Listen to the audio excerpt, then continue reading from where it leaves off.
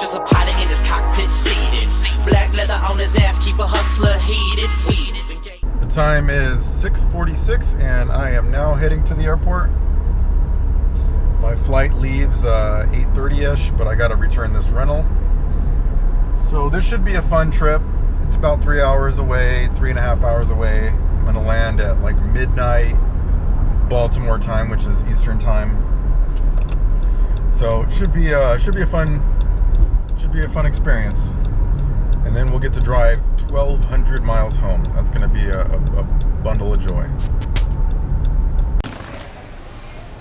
And we are here at the airport, about to go through the little TSA check, get patted down, cavity search.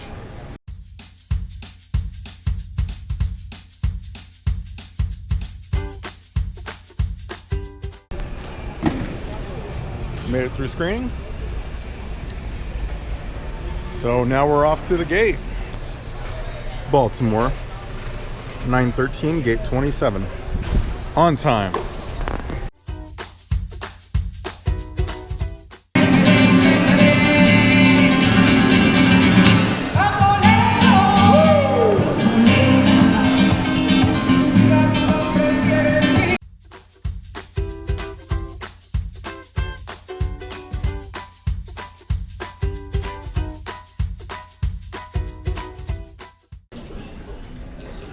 Okay, I've now landed in BWI, Baltimore. So now I gotta make my way to the shuttle so I can get to my hotel. And then early in the morning, the guy from the dealership is going to, I think his name is Derek, is gonna come pick me up. And done all the paperwork. I've actually purchased the car already, so let's hope that it's in flawless condition, because I already blew the cash.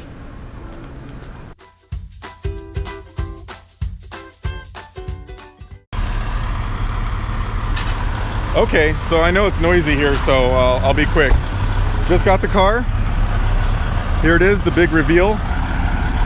This is a Charger Scatpack. And it's really loud over here, so I'm gonna get in the car. So as you can see, it's yellow. It's got, I believe, every option on it. I don't think there's an option that they make that I didn't get. At least not that I know of.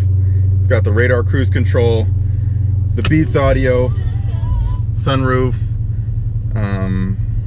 just everything. So as you know, I was going from 2 cars to 1 car, so this car is still costing me a whole lot less than what I was paying, so that's a good thing. So here you go, and I'm gonna get on the road and probably stop and get some food for now. So I've actually never piloted a Charger in my life, even though I just bought one. So let's see how it is.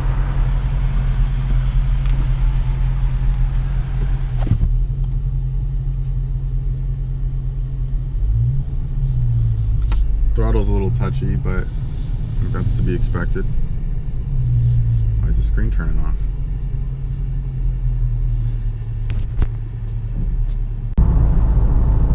So the first driving impressions, it definitely feels like a big heavy car. It feels powerful, but it feels like you can feel the weight in this thing. It is definitely not the WRX. The WRX is light and nimble, and this thing's like a heavy boat. It just doesn't inspire nearly as much confidence, especially since it has so much power.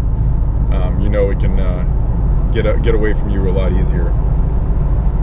But the adaptive radar cruise control is amazing. You can just set it at a specific speed and it will automatically adjust your distance from the car in front of you. So if the car in front of you slows down, it'll slow down, and if it speeds up, it'll speed up to your cruise set range. So that's really cool. And you can also adjust the following distance if you want to follow closer or less close. I put it on the furthest one out because I thought that would be the safest, but the furthest one out is actually super far out, further out than it really needs to be. Yeah, then it'll even hit the brakes and everything. So if the cars slow down abruptly, it'll compensate for that too. And the lane keep assist works better than the only other lane keep assist that I've ever used, and that was in a new Cadillac CT6. You could have expected the Cadillacs to be better, but this one's actually better. The Cadillacs would ping pong you across the road. This one actually just straightens the wheel, like it tries to like straighten the track on the line rather than just jumping it back in the lane so it can hit the other side. So really cool. Definitely as far as a road trip car goes, this is excellent. It's comfortable, decently quiet inside, quieter than the WRX, which is not a hard feat since the WRX is insanely loud inside, especially at freeway speeds. But overall, it's a pretty nice car. I haven't really gotten on the throttle too much since it only has 26 miles on it. At 11 when I got it, so haven't really ran it up yet. I'll probably wait until driving 1,400 miles, so I'll definitely be going through the break-in period during this drive, so I'll be able to get on it again. Okay, so I'm here in Virginia. I don't know where the hell I am. Somewhere along the way. I've driven about 70, 80 miles. I was just looking to stop at a Walmart to pick up some of the painter's tape. Thank you for whoever suggested that, because I wasn't able to go do the clear bra. Time got out of control. So at this point, just gonna do the painter's tape in like the most critical spots, which I think they are. I don't think there's been any chips or anything thus far, just some buggies. But let me just do a quick walk around, show you guys the car.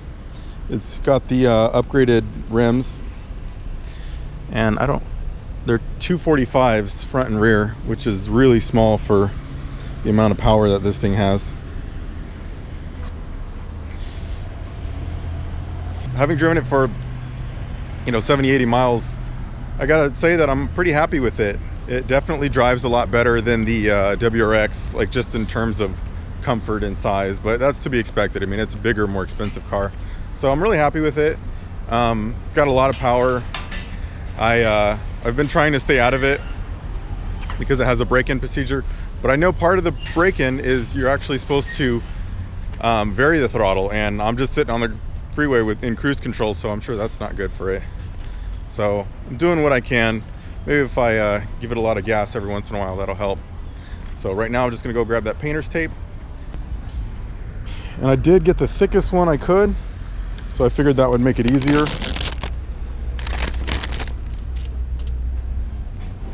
So this should be pretty straightforward. The only concern I really have is I don't exactly know where to put it.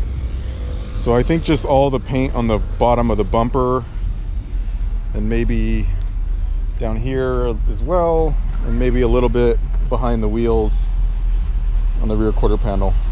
That's what I'm gonna do. Otherwise I'd be doing nothing, so this has got to be better than nothing. So let's see how it goes.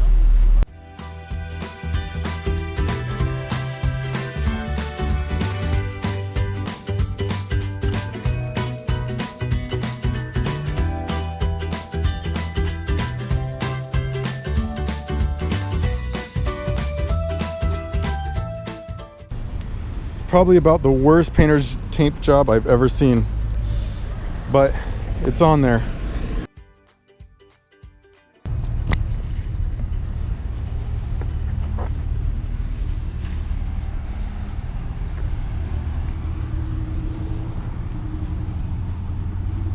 Doesn't help that the car is kind of dirty now. This sucks, so I'm only going to do the front sections. Okay, I'll try to get this down, but there's like dirt on the other side that's not sticking. So I guess it'll just be the best I can do. I mean, that's gonna get a lot of the areas, I think. And I mean, if I didn't just do this real quick, I wouldn't have done it at all. So I wouldn't have had anything. So we're gonna have to chalk this up to better than nothing and get on our way. I am hot.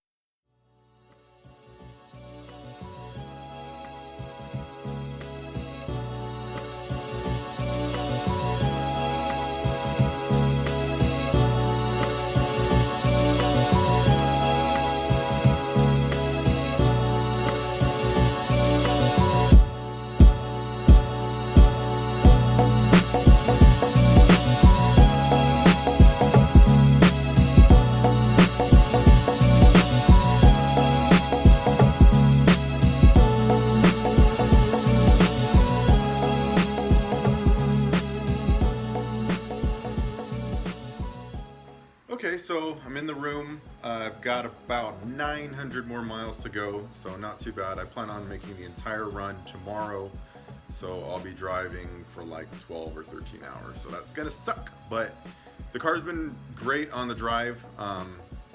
It's really easy car to drive, you know, long distance. It's pretty comfortable. The cooled seats are great. Yeah, so it's just been a really smooth drive. I've driven about 500 and something miles. There's like 530 miles or so on the car. So it's been an okay trip. Definitely gonna be doing some more videos on the car. Gonna start some mods soon. But anyway, you guys tell me what you think of the car. And when we get home, or when I get home, I will kind of show everybody the car a little bit more, and then we can start discussing what we want to do with it. So thanks everybody, peace.